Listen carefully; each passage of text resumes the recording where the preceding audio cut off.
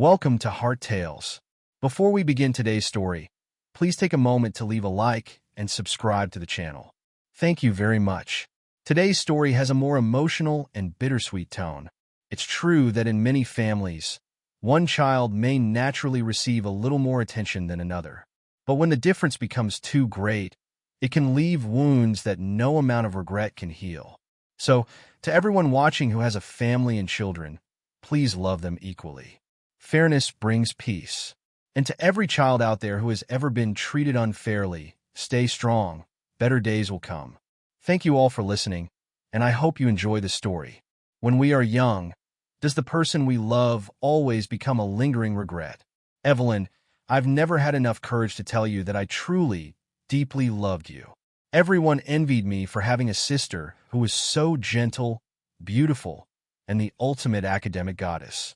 But nobody knew that during those secret, suffocatingly hot summer nights, almost all of my firsts were given to her.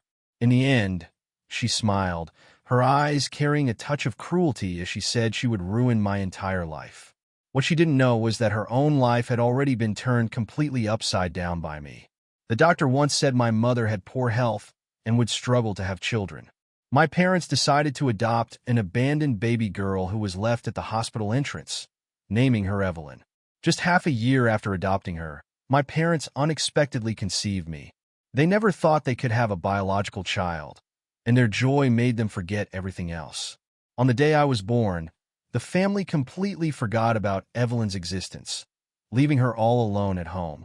It wasn't until the next day, when my father rushed home to grab a pacifier for me, that he found Evelyn curled up on the sofa. She hadn't eaten for a whole day, and didn't even have the strength left to cry. Ever since she could remember, my mother constantly drilled it into her head. Your younger brother was born very weak. You must take care of him. Your brother is the most important person in our family. You are the older sister. You have to yield to him at all times and dote on him for the rest of your life. Evelyn was indeed very obedient to my mother. From childhood, she yielded to me, spoiled me, and took care of me in every imaginable way. As for me, I loved her most since I was little, always following her around like a shadow. Wherever she went, I followed. Whatever she did, I copied. I was born in November, while Evelyn started school a year before me. I wanted to follow her to school, but I was too young. Not seeing her all day, I cried until I refused to eat. Pitying me, my parents made Evelyn drop by home every noon after school to check on me. School was far from home. She would arrive around noon and had to head back by 1:30 p.m., sometimes not even having time to finish her meal. During those years, all I wished for was to grow up quickly so I could attend school with Evelyn and see her all day long. When I finally entered school, I realized that studying wasn't easy at all. Yet Evelyn never seemed to struggle. She was exceptionally smart. When I enrolled, my parents even made her repeat a grade so she could be in the same class and take care of me. I studied with all my might just to maintain average grades, whereas Evelyn barely studied at home, yet consistently ranked first in the entire grade. After school, on weekends, or during summer breaks, when friends invited her out to play, my parents never allowed her to go. They only kept her at home to tutor me. When we were in 5th grade, there was one time my parents weren't home. Getting bored of studying, I begged her to take me out to play. She hesitated for a long time, before finally nodding. She took my hand and led me to a nearby shopping mall, holding me tightly as we watched some girls playing on a dance arcade machine.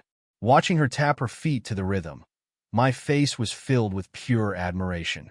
I pushed her forward to give it a try. "Don't run around, okay?" she instructed seriously. I nodded vigorously. Only when she stepped onto the dance platform did I realize just how good she was. The radiant, carefree smile on her face as she danced was something I had never once seen at home. At home, she was always quiet, mature, and rarely smiled like a miniature adult. Seeing her happy made me happy too. She danced beautifully and scored a high mark. Excited, I ran over to cheer for her. At that exact moment, a girl on the adjacent dance machine suddenly stumbled and fell. Unable to dodge in time, I was knocked hard onto the floor. "Aiden!" I heard Evelyn call my name in a panic as she rushed over, her voice breathless with anxiety. A large patch of skin on my knee was scraped open, blood oozing out nonstop. I had never been hurt this badly in my entire life. Clutching my leg, I burst into loud, bitter sobs. She dragged me back home. Seeing my injury, my parents flew into a rage, berating Evelyn and even raising a hand to hit her. Enduring the pain, I threw myself in front of my father, crying out repeatedly that it was all my fault, that I was the one who begged her to take me out, and that I was the one who couldn't stand firm. Yet my father still slapped her twice, pointing at her face as he barked, "You two are a package deal. If your younger brother makes a mistake, you take the beating for it too." Evelyn cupped her face, remaining silent for a long time before finally nodding. From that day on, I never saw her play on a dance machine again. No matter how much I begged, she refused to go. During the middle school entrance exam, Evelyn easily got into the top school, ranking first in the entrance test. However, the school was too far away, requiring her to board. My parents refused to let her go, claiming it wouldn't be convenient for her to take care of me. "If you go, don't expect us to give you a single dime," my father sneered coldly. "No matter how smart you are, figure out how to pay for it yourself." Evelyn didn't argue back a single word. She simply retreated to her room, lying completely still, refusing to eat or speak. After just a few days, she had grown so gaunt she looked like half a corpse. I was worried out of my mind, yet my parents remained cold and unbothered. Who was she trying to threaten? So young, yet such a massive attitude. What will she become in the future? Finally, I brought water to her lips, but she wouldn't drink. Stroking her hair, I went out and knelt down in front of my parents, begging them to let her attend the school. My parents looked at me. "You actually care about her? If she goes to school far away, she'll only come back on weekends. Who's going to take care of you?" "I don't need anyone to take care of me," I said. "I just want Evelyn to be happy. If you don't agree, I'll go on a hunger strike with her." Finally, my father let out a heavy sigh. "Fine, let her go. Just don't come regret it later." I ran back to the room to tell her the news, and the emptiness in her eyes instantly flared back to life. She held my head in her arms, crying uncontrollably like a shivering little kitten, her voice choked with deep grievance. When Evelyn entered middle school, she was away from home 5 out of 7 days a week. I would call out "sister" out of habit, only for a cold echo to answer me in the quiet house. When she returned on weekends, a subtle sense of relief lingered on her face, as if leaving home was her way of recharging. Once, I saw her cheerfully waving goodbye to a friend, only for her face to instantly darken the moment she turned around. Standing before our front door, she even had to take a deep breath before finding the courage to open it. I knew she wasn't happy at home. My parents never considered her feelings. I tried my best to mediate, but it was useless. Both my parents and Evelyn had far stronger temperaments than I did, leaving me powerless to do much. Then we reached 9th grade, and my studies became increasingly difficult. My parents immediately objected to her current arrangement, forcing Evelyn to transfer to my school. "This way, you can help him at school," my father declared with absolute righteousness. "You can't just care about your own grades. You're being far too selfish." My heart swelled with guilt, yet I couldn't argue against my parents. In the end, they processed the transfer paperwork anyway. Right at the busiest, most critical time of our final year in middle school, she was forced to change her environment and move back in with our family. That familiar sullen, obedient expression returned to Evelyn's face. The innocent laughter she once shared with peers her age vanished completely. Every morning, she walked to school with me, a short 10-minute commute. Yet the air around her was heavy and gloomy. All I could do was tell a few jokes along the way to try and brighten her mood. However, as we passed a small alley, Evelyn suddenly, without any warning, kicked the wall with fierce force. She had always been gentle and quiet. That sudden outburst terrified me, leaving me completely frozen. That kick felt as if it had slammed straight into my own chest. She let out a soft cry of pain. I rushed over immediately. It turned out she had kicked too hastily, failing to notice a brick protruding from the wall. A large patch of skin on her ankle was scraped raw, exposing tender pink flesh as blood slowly oozed out. I quickly grabbed my water bottle to flush the wound, washing away the dirt before wrapping it temporarily with tissues. We probably still need to disinfect it. The infirmary should have medicine. Let me take you there right away. By now, I was taller than Evelyn. It took no effort at all for me to support her weight. Suddenly, a teardrop fell onto my hand. She kept her head lowered, not uttering a single word. Tears simply streamed down her chin, dripping continuously. My throat felt bone dry, my voice trembling. I'm sorry. Evelyn shook her head, rubbing her eyes. It's not your fault. She forced a smile, as if trying to comfort herself. It's not your fault. Then she pushed my hand away, limping forward on her own. I watched her fragile back, feeling a heavy stone pressing down on my chest, making it hard to breathe. Shortly after transferring, Evelyn instantly became a prominent figure at school. Every time she waited for me after class, a crowd of boys would deliberately surround me, whispering among themselves, "Aiden, your sister is so gorgeous. She's an absolute goddess. And she's so gentle, too. I'm so jealous of you." I couldn't quite explain what made her so beautiful, but her brilliant mind was undeniable. In the very first monthly exam after transferring, she ranked first in the entire grade. Some guys even teased, "Does your sister have a boyfriend? Do you think she could ever like me?" One guy winked at me. "I'm only 6 months younger than you. What do you say? Do your sister and I make a good match?" I froze. "What are you talking about? Are you serious? If I didn't like your sister, would I buy you lunch every single day? And yet you haven't given me a single piece of info on her. Are we even friends?" The group laughed and nudged me. "Seriously though, does she have a boyfriend?" A strange sensation stirred in my chest. I had never imagined anyone looking at Evelyn through that kind of lens. On the way home, I walked side by side with her, stealing glances at her face every now and then. She noticed and smiled. She really was beautiful, especially her round eyes that curved slightly upward, just like a kitten's. Hesitantly, I recounted the chatter from my classmates. Evelyn narrowed her eyes with a smile. "So, someone in your class is already in love?" "No." I shook my head. Being somewhat dense, I had never paid attention to such things. She suddenly stopped in her tracks, looking at me earnestly. "You don't have a girlfriend, do you?" "And no. How could I?" My face flushed instantly hot. I asked offhandedly, "Don't tell me you have someone?" A fleeting moment of embarrassment crossed her face, making my heart skip a beat. Could it really be true? Sure enough, Evelyn already had someone she liked.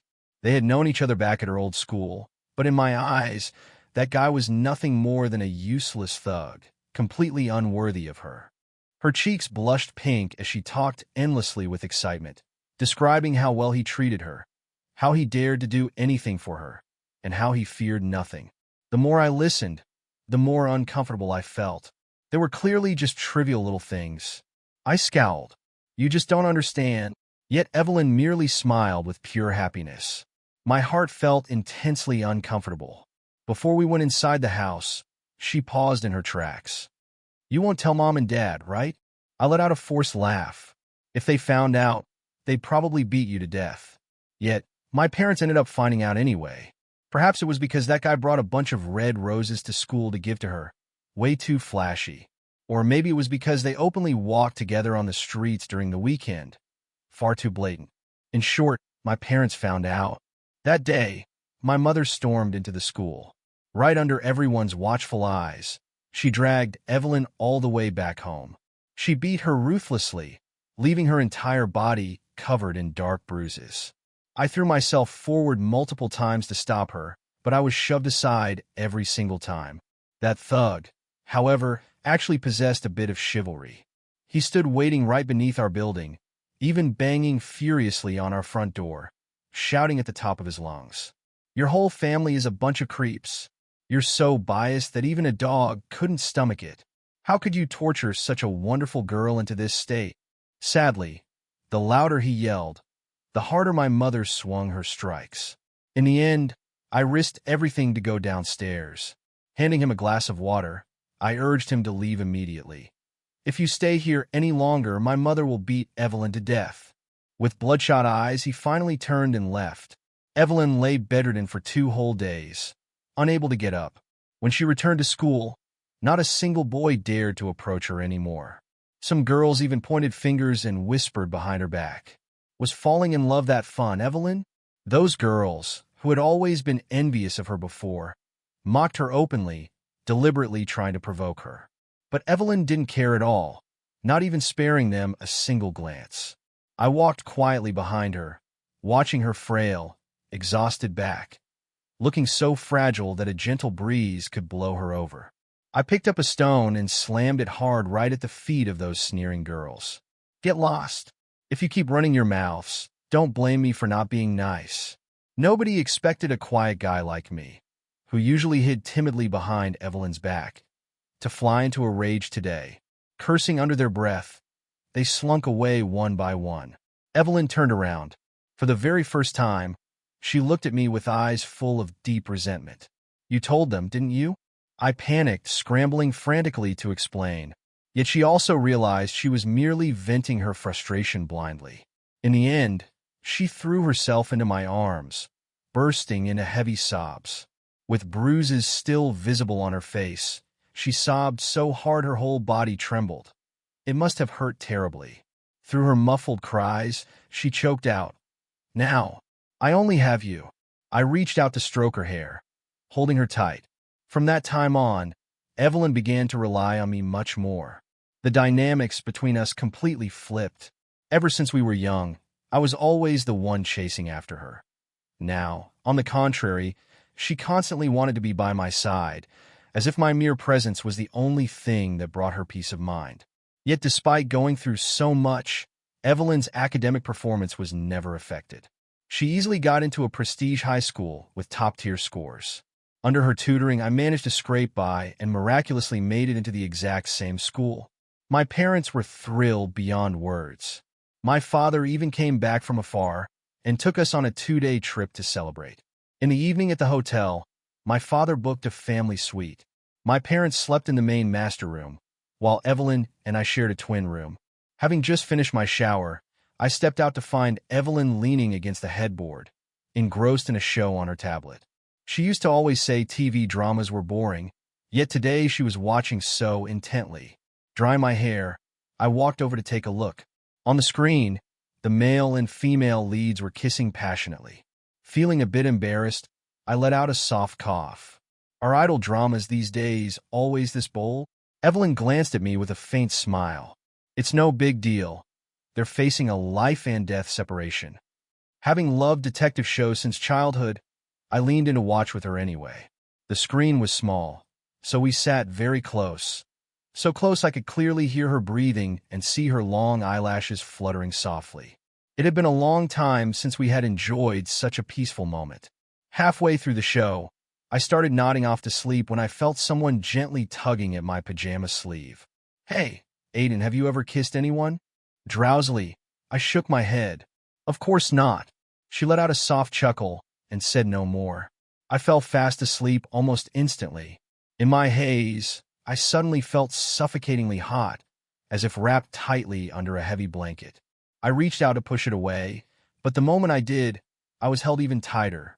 I could hear heavy, rapid breathing right next to me, sounding as if someone had just run 1,000 meters. Evelyn, it's so hot. Turn on the air conditioner. That heavy breath paused for a second. Shortly after, I heard the beep of the AC turning on. As a cool breeze washed over me, I drifted back into sleep. Waking up the next morning, I found myself locked in a tight embrace with Evelyn. I felt a fleeting sense of surprise, but she simply sat up casually, drew open the curtains, and stretched. Truth be told, she had hugged me countless times since childhood, so there was really nothing unusual to dwell on. Upon entering high school, we were assigned to different classes. Since Evelyn's class often ran late, she could no longer walk home with me. It was around this time that I made a sudden, startling realization. I had fallen for a girl in my class. I had been silently crushing on her for a whole year. Eventually, she was the one who took the initiative to add my contact info. Her name was Chloe, beautiful, radiant, and she had once played a breathtaking piano piece during the Mid-Autumn Festival performance. Chloe admitted she had liked me since the beginning of the school year, but seeing a gorgeous older girl constantly coming to pick me up, She assumed it was my girlfriend and had been secretly heartbroken. I burst out laughing. That's my sister, not what you think. She hesitated for a moment before asking, is she your biological sister? I shook my head. Though not related by blood, we grew up together from childhood. Our bond is no different from biological siblings. She sent me a skeptical emoji. I just smiled back. It's true. After that, Chloe asked me out to the movies for the weekend. I was so overjoyed I couldn't sleep all night. On that day, I waited for Evelyn to leave for her extra tutoring classes before sneaking around to pick out my clothes and spritzing a bit of my dad's cologne. Looking at myself in the mirror, I felt I looked every bit as handsome as a K-drama lead. Chloe and I spent the entire day walking around, eating, and watching a movie together. Inside the dimly lit theater, I summoned all my courage to hold her hand, my heart hammering wildly in my chest. Chloe merely blushed without pulling her hand away. By the end of the film, she even leaned in on her own initiative and lightly kissed my cheek. I grinned like an idiot for the rest of the evening. Late at night, I walked her home. Just as we were reluctantly saying our goodbyes, a cold voice suddenly rang out behind us. Aiden. My heart squeezed tight. Turning around, I saw Evelyn standing in the shadows, her face darker than I had ever seen before. The coldness in her eyes was so intense it made my legs tremble. Instinctively, I pulled Chloe behind my back. Chloe, however, naturally held my hand, offering a polite smile. You're Aiden's sister, right? I'm his girlfriend. You can just call me Chloe. Evelyn stepped out from the shadows. Her face instantly returned to its usual gentle, harmless warmth, as if that terrifying gaze from a moment ago had never existed. I even began to doubt whether that fleeting coldness on her face was just a figment of my imagination. Evelyn smiled softly. I've heard Aiden mention you. Chloe tightened her grip on my hand, her expression deeply solemn. I know you're worried about our studies, Sister Evelyn, but we definitely won't let this affect our schoolwork. My grades aren't bad either. I can even help him out. Evelyn maintained her gentle smile and nodded. That's very kind of you. Overjoyed, Chloe leaned into my arms and murmured softly, Thank you, Sister Evelyn. I've liked Aiden for a long time. I'm very serious about us. I never expected Evelyn to be so easy to talk to. Relief washed over me completely. Wrapping my arms around Chloe, I flushed red and whispered, Thank you, Sister Evelyn. Her gaze lingered on me, yet as she looked at me, it felt as though she were looking right through me to somewhere else entirely. Every weekend, I spent my time with Chloe. All I wanted was to have more time to walk around town with her and hold her hand. If we could hug, kiss, or hold each other every single day, that would be even better. Chloe, however, was constantly pushing me to study, acting just like a personal tutor. I began to suspect she hadn't taken me on as a boyfriend, but rather as a study buddy to do revision with.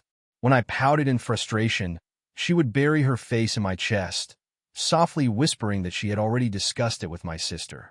If you can help me pass the entrance exam for the university Sister Evelyn hopes for, she'll completely support us being together.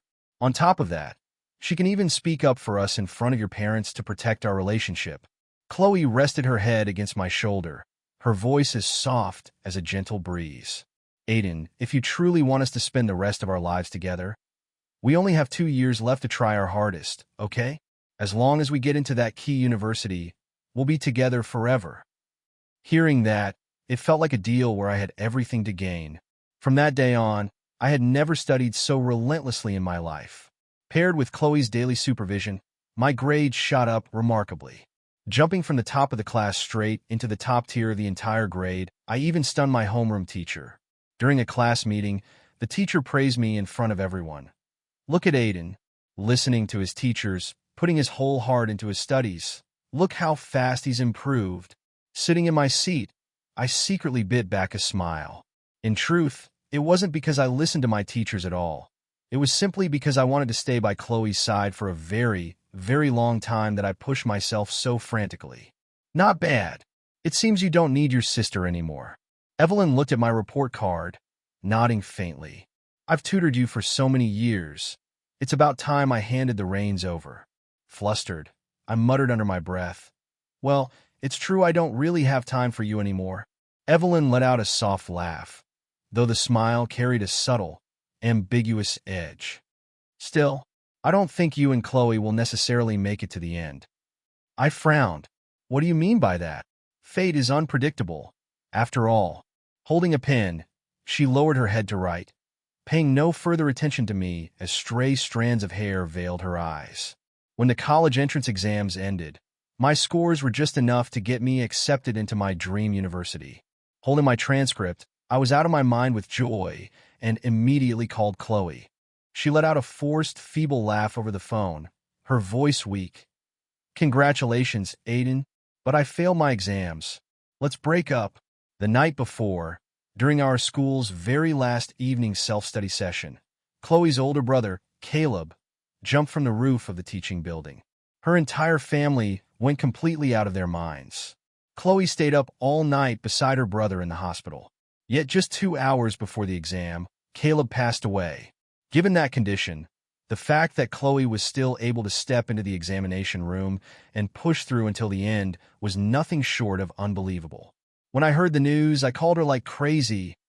All I wanted was to hold her and comfort her, but I couldn't get through to her phone no matter what I tried. I quietly snuck over to attend Caleb's funeral. In the black and white portrait, her handsome, composed older brother looked just like a quiet, outstanding student. Looking at Chloe from afar, I saw she had grown painfully thin, her face shockingly haggard. The proud, radiant girl who once shone like sunshine seemed to have died along with him. My parents also returned home from afar, not daring to show a single trace of grief for fear of raising their suspicions. I could only bury my face under the blanket and weep until I was entirely drained. At some point, Evelyn entered my room. Pulling back the blanket, she handed me a glass of water and wiped away my tears. Sitting by the bedside, she looked down at me, her hand gently stroking my hair as if soothing a puppy. "Does it really hurt that much?" Trembling, I clutched her sleeve and sobbed. "Evelyn, do you know? Caleb was actually in your class. Do you have any idea why he suddenly took his own life?" Evelyn shook her head. Slipped under the blanket, she pulled me gently into her arms and softly patted my back to comfort me. Exhausted from crying, I gradually drifted off to sleep in her arms. In my haze, I felt broken breaths falling against my ear, accompanied by a very faint sigh. The next day at the dinner table, my parents happened to bring up the incident. My mother whispered, "I heard that boy jumped off the building because of a broken heart." She recounted the story with vivid detail, even mentioning rumors that Caleb had a secret girlfriend over the past few months. He had reportedly been so bewitched by her that he lost all sense of reason, his behavior and speech growing increasingly strange. Afterward, my mother turned to ask Evelyn, "Do you kids know who that girl was?" Evelyn set her chopsticks down calmly. Caleb was always very withdrawn and kept to himself. Even if he really fell in love, no one would ever know. Picking up her bowl of rice, she smiled faintly. People who lack confidence and affection are actually very easy to control. Looking at her smile, a strange sensation suddenly washed over me. My father glared, tapping his fingers on the table. "Did you hear that? If you dare mess around with those bad boys like you did before, I'll beat you to death." Startled, Evelyn hurriedly ladled some soup, saying with a forced laugh, "I won't. I'll wait until my younger brother gets a girlfriend first before considering it." "That won't do either," my mother chimed in. "Now that you're going to college anyway, you should get to know older, mature men. That way, they can help Aiden out with his career later on." Before I could even open my mouth, my mother shifted her target, pointing directly at me. "As for you, if there's someone you like, bring her home for us to meet. Don't go getting involved with unstable types." "He won't. He's very good." Evelyn looked at me, her gaze lingering deep and unreadable. I successfully got into the same university as Evelyn. With her outstanding scores, she could have easily gotten into one of the top elite institutions in the entire country. But in the end, she chose to stay in this city. She claimed that this school's major just happened to rank among the top nationwide. Hearing that, my parents couldn't stop nodding in approval, praising her for being so mature and noting that staying close made it convenient to look after me. Knowing she wasn't going far away, I let out a sigh of relief. Meanwhile, there was still complete radio silence from Chloe. I often felt lost, not knowing what to do, and during those times, Evelyn was truly the only one by my side. To reward the two of us, my parents specially arranged a 7-day trip to Yunnan. Truth be told, I didn't want to go at all. Having been unable to get in touch with Chloe lately, I just wanted to stay home, just in case she needed me, and try to reach out. However, Evelyn told me, "You've been acting very off lately. If you stay home, Dad will notice right away. If Mom and Dad find out you're involved with a girl they deem unstable, and who happens to be the younger sister of Caleb, the guy who just took his own life, there will definitely be an explosive fallout. It's better to go away for a few days to lay low. If you really want to come back early, I'll return with you." Hearing her logic, I felt it made sense. Watching her wash the dishes while softly humming a tune, the scene felt increasingly off to me. It had been a long time since I had seen her look so relaxed and untroubled. I stood watching her for a long time before I finally realized what felt so strange. Looking up, I asked her, "Your classmate just died. Aren't you sad at all?" Evelyn paused for a brief moment. After contemplating for a bit, she said calmly, "Actually, sometimes death is a form of release." I didn't understand. Once you die, everything is gone. How can that be called a release? The corners of her lips curled into a faint, mocking smile as she continued. "Isn't it good, though? Look how utterly heartbroken his parents are. If he could see that from down below, he'd probably feel his death was well worth it." Having been pampered in the palm of my parents' hand since childhood, I never quite understood that feeling. Even though my father had a short temper lately, he had never actually beaten or scolded me severely. I couldn't grasp that emotion at all, feeling only a creeping chill settle in my chest, alongside a vague thought that perhaps Evelyn was the one who truly understood. Upon arriving in Yunnan, I was in no mood to enjoy the trip. On top of that, since our parents didn't come along and it was just Evelyn and me, I didn't even need to pretend to be happy. For almost the entire trip, I spent most of my time dozing off. If Evelyn hadn't dragged me from one place to another, I probably would have stayed buried in the hotel room for all 7 days. When we reached the ancient town, she and I just wandered aimlessly along the streets.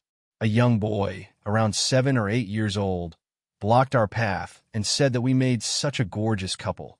A truly handsome man and a beautiful woman, like a match made in heaven. "Your girlfriend is so pretty. It'd be such a waste if you don't buy her flowers, big brother," the little boy added with a serious, exaggerated sigh. I found it both hilarious and ridiculous. Evelyn also burst out laughing, looking immensely satisfied. She handed all her spare cash to the boy in exchange for a large bouquet of flowers. She passed the bouquet to me, and I casually took it, taking a sniff. The mixed scents were so overpowering that I ended up sneezing. Evelyn's eyes crinkled with laughter as she gently patted my head. That evening, the two of us found a small pub along the river, sitting back to listen to live acoustic music while sampling local dishes. They say bars in Yunnan are hot spots for romantic encounters. I rested my chin on my hand, watching for a long time, and sure enough, people were pairing up left and right. Evelyn was in high spirits and even ran up to the bar counter to request a song. Bored, I scrolled through my phone. Suddenly, a guy dressed in a flashy, Playboy style walked over toward me. Raising an eyebrow, he gestured and asked, "Hey bro, is that girl who was sitting opposite you your girlfriend?" I froze, asking what was up. He flashed a sly grin. "If she isn't, how about letting me borrow her for the night?" I stared at him, utterly dumbfounded. The guy was somewhat handsome, but his outfit was overly loud, and his arms were covered in colorful tattoos. Back at school, Evelyn had always been famous, with more admirers than one could count. Some students from other schools even came over just to catch a glimpse of her. In my eyes, a guy like him wasn't worthy of her in the slightest. Right at that moment, Evelyn came back through the crowd holding 2 cocktails. Only then did it strike me that she had gradually taken on the look of a fully grown woman. Dressed in a short black dress with light makeup, her skin was pale as jade, exuding a sultry, captivating charm. No wonder someone had come over to hit on her. An unreasonable surge of irritation suddenly flared up inside my chest. I smirked at the guy and said, "You've got the wrong idea. She has a boyfriend. Find another target." The guy glared at me before slinking off. Evelyn set the glasses down and asked curiously who that was. Finding it amusing, I recounted the whole exchange to her. She paused for a brief moment, then narrowed her eyes with a smile, a peculiar glint flickering deep within her gaze. Passing a glass to me, she leaned in close. Just as I was about to take a sip, my phone rang. It was Chloe. She was finally calling me. My heart pounded wildly. Without a word to Evelyn, I rushed out of the bar to answer it. Hearing her voice, tears instantly streamed down my face. Chloe's voice over the receiver sounded distant and fragmented, breaking up intermittently. She told me her entire family was moving to a neighboring province and that their current house would be put up for sale. They simply couldn't bear living among the lingering memories of Caleb. On top of that, Chloe had done terribly on her exams, leaving her with no choice but to relocate to another province to repeat her final year. All the arrangements had already been made. Aiden, I can't be with you anymore. Chloe let out a faint, painful laugh. It's my fault for failing to keep my promise to you. It's okay if you don't understand. And if you fall for someone else in the future, I won't blame you. But Aiden, I truly, deeply love you with all my heart. Can you wait for me at university? I promise I'll catch up to you. Hiding in a quiet corner of the ancient town, I wept silently. Finally, I managed to reply, okay, a year or two of separation is nothing. I'm not afraid. When I hung up, Evelyn was already standing under the pub's eaves, waiting for me. I had no idea if she had overheard my call, but if she had, I felt somewhat embarrassed, having my older sister witness me sobbing so pathetically just to be with my girlfriend. Yet Evelyn remained as calm and composed as usual. She simply pulled me quietly back into the pub. Her hand felt unnaturally cold, decidedly chilly for the middle of July and August. Back at our table, the 2 glasses of liquor were still sitting there. With the heavy weight lifted off my chest after that phone call, the storm in my heart had cleared up. Wanting to drink a bit to unwind, I picked up a glass and took a sip. The flavor was surprisingly good. Finishing the glass, I still felt unsatisfied. And so, sipping my drink, listening to the gentle flow of the stream alongside local folk songs, I ordered a few more glasses. Don't drink anymore? Evelyn frowned slightly. It's your first time drinking this much. You're going to get dizzy. I laughed foolishly, raising my glass toward her. It's been so long since I felt this happy. Drink a few more glasses with me. She stood in silence for a long moment before returning with a different glass from somewhere. The color of the liquid inside was distinctly different from the previous ones. This is the pub's signature liquor. She stared intently at me, her voice low and raspy. Want to try it? I took the glass and took a sip, but found it impossible to swallow. The taste was strangely bitter and harsh. Drinking this much for the first time made my head spin and my heart race wildly. The flickering lights swayed, and the moon reflected on the water blurred. Even Evelyn's silhouette before my eyes split into 3. She seemed to stand up, then slowly sat down right next to me, whispering softly by my ear, "You're drunk." I was indeed so intoxicated that my senses grew hazy, and I instinctively leaned against her. My body was burning hot, yet she was strangely cold. The intense dizziness left me feeling lightheaded and floaty. I had a dream. In the dream, Chloe had traveled thousands of miles to find me in the ancient town, saying she wanted to spend the whole night with me. It started with just talking, but in the end, she burst into tears against my chest, her arms tightly locked around my neck, refusing to let go. My entire body trembled, flushed with heat. I asked in a raspy voice, "Can we?" She nodded, and I leaned in, kissing her frantically. Her response was burning hot, no longer gentle like before. Amidst our tangled, chaotic kisses, her voice trembled, tinged with a faint laugh. "From now on, don't even think about escaping my palms." A sudden jolt of realization snapped me awake. Looking up, how could that be Chloe? It was clearly Evelyn staring back at me. Her large, watery eyes, like those of a kitten, were both sultry and alluring. My heart thundered in sheer panic as I pushed her away with all my strength. My voice trembled in disbelief as I called her name. Sister Evelyn?" She simply gave a faint nod, reaching her arms back around my neck, intending to kiss me again. I summoned every ounce of my strength to shove her off. Stumbling back, Evelyn managed to catch her balance. She lowered her head in silence for a long moment. When she finally raised her eyes, her expression had shifted, returning to that gentle, helpless warmth. "You're way too drunk." My mind went completely blank. Instinctively, I touched my lips, struggling to force out the words. "Did we kiss?" Evelyn nodded. A rush of intense awkwardness and shame slammed straight into my head. Feeling the world spinning around me, I collapsed onto the edge of the bed. She handed me a glass of water, gently patting my back. Yet every time her hand touched me, an uncomfortable, numbing sensation washed over my skin. Forcing a strained smile, I pushed her hand away. "I'm sorry. I drank too much. Please don't mind it. I'm so embarrassed." She obediently allowed me to push her away. Reaching the doorway, she turned back, her eyes still filled with concern. "Don't overthink it. Get some good rest." I gave a stiff nod and closed the door. Leaning against it for a long time, I shakily turned the deadbolt. In that moment, feeling as though I had abruptly awakened from a surreal nightmare, I slid down and collapsed onto the floor. Why did I mistake Evelyn for Chloe? I had never been drunk before and had no idea drinking too much would turn out like this. My body felt as if it were burning up, consumed by a thirst like someone stranded in a desert. Remembering those snow-white arms wrapped tightly around me made a cold shiver run down my spine. If I hadn't snapped out of it in time, I couldn't imagine what terrible things might have happened. Even if I had kissed Evelyn by mistake, why did she agree to it? Perhaps she was drunk as well. After that incident, I had no heart left to stay. Evelyn brought me back early as well.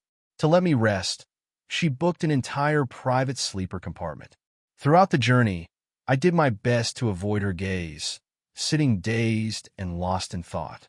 When she handed me some water, I panicked and spilled it, the hot water splashing over her hand. Wincing in pain, she nevertheless grabbed my hand first, asking anxiously if I was all right. I pulled my hand back on instinct. She froze, forcing a strained smile. "As long as you're not hurt, that's fine." Then she went to treat her burn. Watching her lonely back, a wave of guilt washed over me. This was Evelyn, the person closest to me since childhood. I was the stubborn one who insisted on drinking, and I was the one who initiated the kiss. How could I treat her like this? The more I thought about it, the more terrible I felt about myself. I raised my hand and slapped myself across the face. Right at that moment, Evelyn stepped back inside and hurriedly grabbed my hand. Her cat-like eyes were filled with worry as she offered gentle comfort. "It's all right, I really don't mind. Let's just pretend we were both drunk and that this never happened, okay?" When the semester started, I found myself without any motivation to study. Every night was a nightmare. I would either dream of Chloe, her face covered in tears, or I would dream of Evelyn's sultry, alluring eyes. Every time I woke up, my heart would be hammering wildly, my back drenched in cold sweat. Only on nights when I buried my face in video games until I collapsed from exhaustion could I temporarily forget all this mess. I skipped classes for 2 whole months. Eventually, the class representative called my father. He made a special trip back, scolding me brutally. In the end, he let out a cold sneer. "I'll give you one last chance. What on earth is going on with you?" 1,000 words choked in my throat, but I didn't know what I could possibly say. Evelyn stood to the side, looking around anxiously, wanting to speak up and explain, yet terrified of inciting my father's rage further. In the end, I said nothing, simply taking all the blame in silence and promising to reform. My father sneered. "Refusing to speak, huh? Then I'll beat you to death." In that moment, his eyes looked like those of a wild beast. After taking just a few lashes, my vision blurred, my chest burning with a searing pain. Panicking, Evelyn threw herself forward. She grabbed my father's arm tightly, begging, "Dad, whatever it is, just talk to him. Please stop beating him." Enraged, my father shoved her back violently. Evelyn tumbled heavily onto the floor, letting out a sharp cry of pain. Both my father and I froze. She sat slumped on the floor, cupping her forehead with one hand. Blood seeped through her fingers, staining her crisp, white uniform bright red. My heart thundered in my chest as I quickly scooped her up into my arms. My father was equally stunned, standing dazed until I screamed at the top of my lungs, "Go get the car, quick!" Only then did he snap out of his trance, stumbling frantically out the door. I was beside myself with anxiety, scrambling like an ant on a hot skillet, hands fumbling helplessly as I searched for her ID card and gauze at the same time. Suddenly, a soft chuckle echoed against my chest. Looking down, I saw Evelyn resting obediently against me. Her cat-like eyes looked up at me, showing not a single trace of pain. "I'm fine," she said gently, reaching up to wipe the sweat from my forehead. "Don't worry, take your time." In that split second, my heart squeezed tight with a painful, suffocating ache. "Yeah," I nodded, my eyes stinging with tears. My father's rage finally subsided. Evelyn had to get 2 stitches on her forehead, a flaw suddenly marked upon her otherwise flower-like face. Perhaps from the shock, she broke into a high fever that didn't break for several days. Overwhelmed with guilt, I took time off from school to stay home and care for her. Yet she still offered a weak smile, telling me not to worry and urging me to go back to school. "You've taken care of me for over 10 years, I said. "Taking care of you for a few days is the least I can do." Delirious with fever, she kept murmuring in a faint whisper, "Is this the first time my younger brother has ever been beaten by Dad?" Placing a cold towel on her forehead, I whispered, "It doesn't hurt, don't worry." She closed her eyes softly, her lips curving into a faint smile. "It doesn't hurt, but at least now I know how much pain you were in." Once she recovered, she returned to her usual cheerful self. Whenever she was happy, I felt happy too. It was as if we had returned to our old way of life. The incident in Yunnan was something we never brought up again. After all, it was just that one time. We weren't blood-related anyway, so it really wasn't a big deal. Yet sometimes, looking at her side profile, I couldn't help but think my sister was truly perfect in her beauty. At times, wanting to call her sister felt choked in my throat, hard to voice aloud. After entering university, Evelyn chose not to live in the dorms, coming home almost every day. Meanwhile, Chloe was studying in another province, but she texted me every single day. "You can transfer universities in college, you know? My goal is the capital. When the time comes, you should transfer there too. Your major actually has a better advantage over there," Chloe said enthusiastically over the phone. I hesitated. "What's wrong?" She picked up on my sudden shift immediately. I just feel like going so far away would make it hard to come back home." I stammered, though I knew deep down that wasn't the real reason. A terrifying thought had flashed through my mind. If I go that far, won't that mean I won't get to see Evelyn every day? That thought sent a cold shiver down my spine. "You're a grown guy. Why are you so clingy to home?" Chloe laughed, then lowered her voice softly. "As for me, I just want to get as far away as possible. You know why? What if I don't see Evelyn? She's just your sister. Eventually, you'll go your separate ways anyway." A sharp pang struck my heart, and I blurted out hurriedly, "How about I come visit you during the National Day holiday?" "Really? So sudden?" Chloe's voice bubbled with excitement. We talked until midnight, planning every detail of accommodation, food, and sightseeing. We could even go camping, Chloe suggested. I hesitated. "But how would we sleep in one tent?" She let out a triumphant laugh. "What? Are you afraid I have bad intentions?" My ears burned red, and it felt as though Evelyn's image in my heart had faded quite a bit. "Of course I am," I murmured softly. "If you're scared, then don't come. I'm a man-eater, so you better stay away," Chloe teased. My heart felt as if it were soaked in warm water, softening completely. "Come on," I whispered. "Then it's settled, camping." Chloe's laughter rang bright through the receiver. When the call ended, my heart was still pounding rapidly, filled with anticipation for the National Day trip. It had been so long since I last saw her. Taking a deep breath to compose myself, I turned to go outside for a glass of water. The moment I turned around, my heart nearly jumped out of my chest. Evelyn was standing there wearing a camisole nightdress, holding a glass of water, looking at me with a half-smile, half-teasing expression. "What are you doing?" I hurriedly tried to regain my composure, making sure the screen was off. She couldn't have seen anything. Nothing. Why aren't you asleep so late? She stepped into my room, as naturally as if she had been doing it for years. Her slender white fingers brushed along the spines of the books on my shelf. Nothing much. I just remembered a romance novel I couldn't find. Didn't I already give it to you? I didn't dare look straight at her. Her figure was stunning. The dark green camisole nightdress clung closely to her, its soft fabric outlining her subtle curves. Her long black hair was loosely held by a silver hair clip, looking effortless yet alluring. My throat felt bone-dry. No, you haven't given it to me yet. Let me look for it, and I'll give it to you when I find it. It's a mystery novel. I'm sure you'll like it. She smiled and took a sip of water, her lips glistening with clear moisture. I merely let out an ish. Evelyn gently left the room, even thoughtfully closing the door behind her. Only at that moment did I finally exhale, the back of my shirt completely soaked in sweat. Before the holiday, I had everything prepared. All I had to do was wait for Evelyn to head off to campus, and I would sneak away. Conveniently, she was busy with a major club event and had to stay in the dorms for a few days, so rushed off her feet that she wouldn't be coming home for days. The plan went smoothly. I had already sneaked all the way to the bus station when I suddenly received a phone call.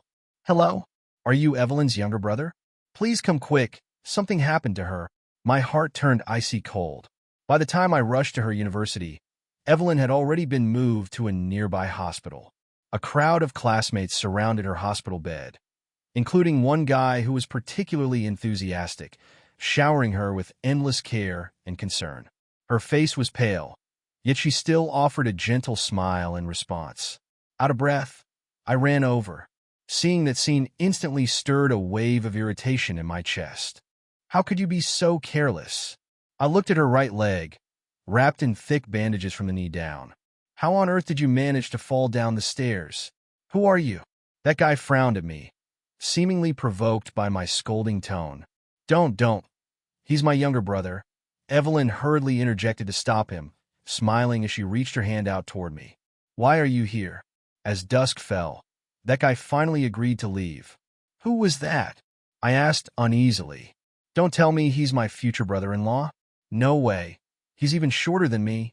Evelyn seemed entirely uninterested, answering nonchalantly, just someone pursuing me. She then turned her eyes to my backpack. Aiden, what's with the bag? Were you heading out? I flinched, forcing a strained smile. Nothing, just planning to take it out and sell some stuff. Evelyn looked thoroughly exhausted. Her leg must have really hurt. I busied myself by her bedside taking care of her for half the day. In the end, worn out from fatigue, she leaned her head against my shoulder and drifted back to sleep. By the time I finally stopped moving, my entire body felt completely drained. Suddenly, a horrifying thought struck me. Oh no, Chloe was still waiting for me at the bus station. According to our plan, I should have arrived long ago. I had no idea how many hours she had been waiting. I reached into my pocket, intending to pull out my phone to send her a quick text. However, at the slightest movement from me, Evelyn frowned, letting out a faint groan of pain. Panicking, I immediately froze, not daring to budge an inch. I could only sit motionless by her side, quietly waiting for her to wake up. Throughout that endless night, Chloe called me countless times. Fearing the noise would disturb Evelyn's rest, I didn't pick up a single call. The next day, Chloe asked me where I had been. Unable to find a proper explanation, I could only stammer, "My sister had an emergency." Chloe's expression turned strangely cold. An emergency so dire that you couldn't even send me a single message? Do you have any idea I waited for you at the bus station the entire night? Her voice grew louder, her frustration boiling over. Is our years of relationship not even worth a quick heads up? Choked up, I could only mumble under my breath. I'm so sorry. It's my fault, but it really was because of my sister. Chloe fell silent for a very long time. Both of us remained dead quiet. My chest felt suffocatingly tight, and before I could even gather my thoughts, I hurriedly hung up the phone. Over the next few days, I stayed at the hospital to take care of Evelyn.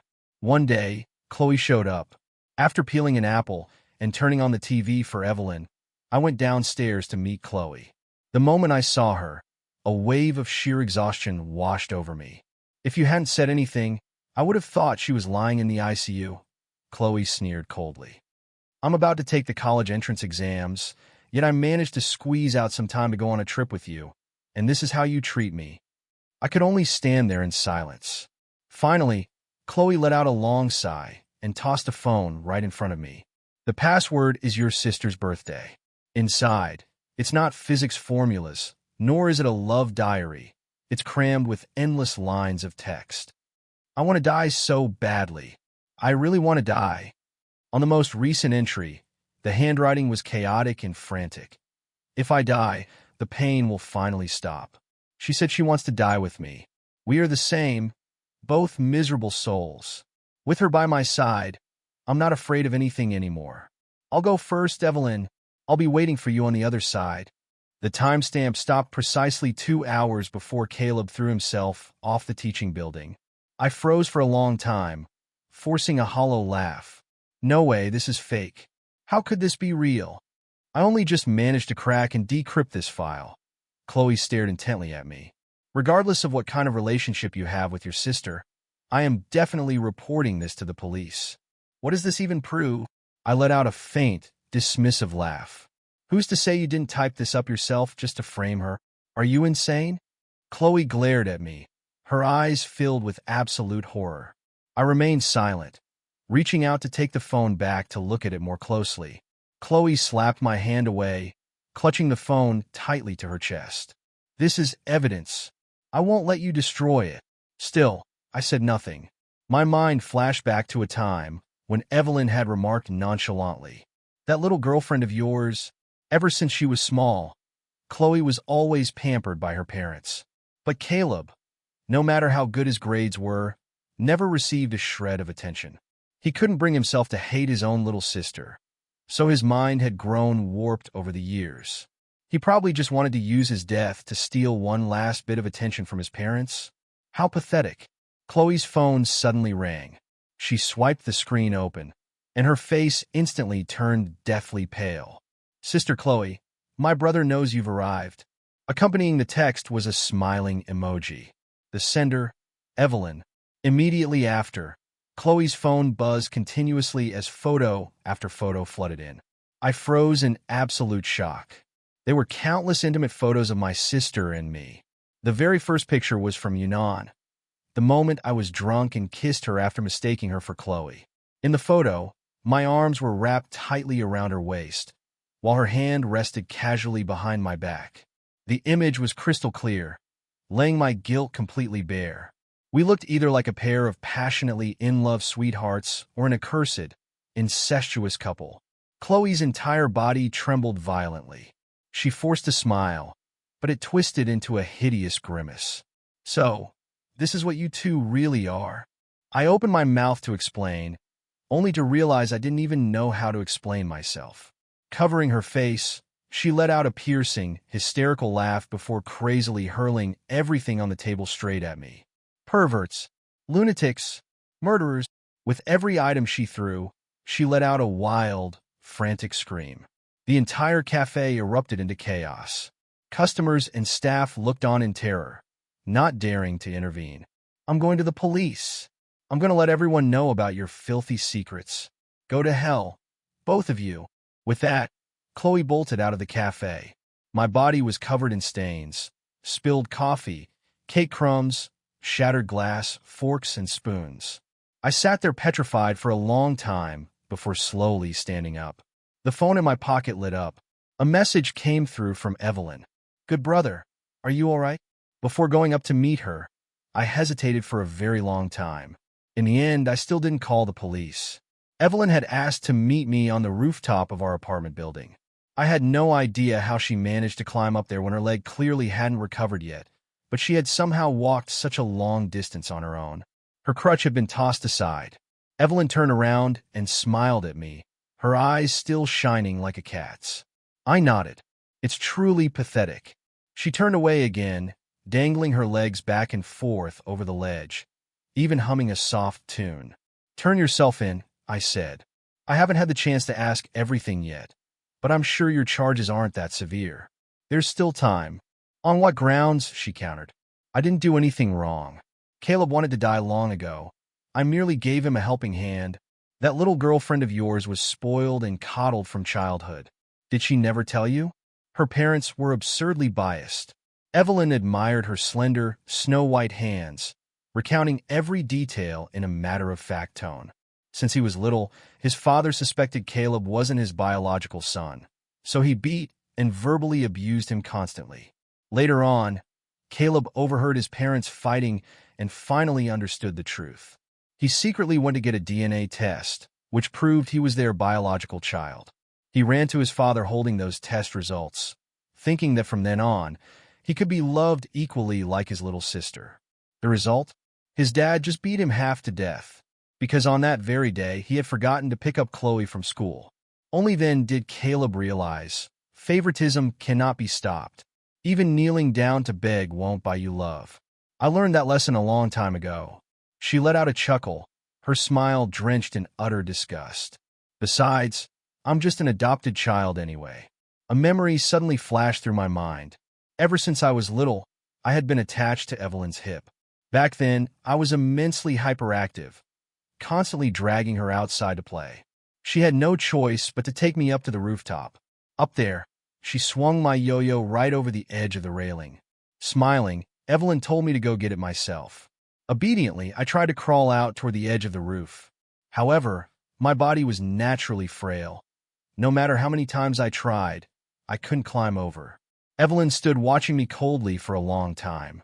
In the end, she was the one who gripped the rusty side railing tightly, reaching her other hand out to help me hook the yo-yo back. If her hand had slipped for even a second, she would have lost her life. When we got home that day, my sister was slapped hard across the face several times by my mother. Not because she had put herself in danger, but because she had taken me to an unsafe place and gotten my clothes dirty. Just for that. Incidents like that, over the course of my growing up, had happened more times than I could count. I stared at her slender back. My vision turned completely white, my ears ringing in a deafening buzz. So you wanted to destroy me. Wanted me to live under the pointed fingers and whispers of others for the rest of my life. I could no longer see her face clearly. What on earth did I ever do wrong? Evelyn turned around to look at me, the corners of her lips curling into a smile that was equal parts pity and mockery. You didn't do anything wrong, Aiden. You were just too naive and too lucky. All the love in this family, all of Mom and Dad's coddling, you took it all for granted without having to lift a finger. But what about me? She stood up, letting her crutch drop freely into the boundless abyss below. I had to be obedient, I had to excel, and I had to endure every blow of Mom's resentment just to earn a place in that house. Please, just come down first. I stepped closer, trembling, my voice choked with desperate pleas. You're tired. Let's go home. Go home. Evelyn burst out laughing, her laughter echoing through the bitter night wind. Aiden, Chloe has already called the police. The file on Caleb's phone, those photos of us, do you really think we have any way back? I froze, my entire body turning icy cold. Caleb died thinking I was his only light. Chloe lost everything to suspicion. And you. She took a step toward me, her cat-like eyes burning with a crazy, haunting light as they locked onto mine. You will live the rest of your life tormented by the thought that you were the one who pushed me to this point. Sister. Before I could react, Evelyn leaned backward, letting herself fall into the air like a leaf breaking off a branch. I let out a heart-wrenching scream, lunging forward over the railing, but my fingers only managed to brush through her long, fragrant hair. A heavy thud echoed from the courtyard below. Everything plunged into a terrifying silence. Evelyn had won. Right up to her final breath, she executed her script to absolute perfection. She didn't just end her own life. She incinerated the entire future for both Chloe and me. The police launched an investigation. The intimate photos of my adopted sister and me were leaked, becoming the hottest topic of gossip across schools and social media. My father collapsed from a stroke, while my mother lost her mind in guilt and humiliation. Chloe went abroad, cutting off all contact completely. I didn't go to prison, but I was incarcerated in another kind of jail, a prison of the mind. Every night when I closed my eyes, I no longer dreamed of Chloe. I only saw Evelyn's dark, melancholic cat-like eyes, hearing her whisper in my ear from that drunk night in Yunnan. From now on, don't even think about escaping my palms. She didn't need to stay alive to possess me. By dying, Evelyn had carved her shadow deep into my soul, never to be erased again.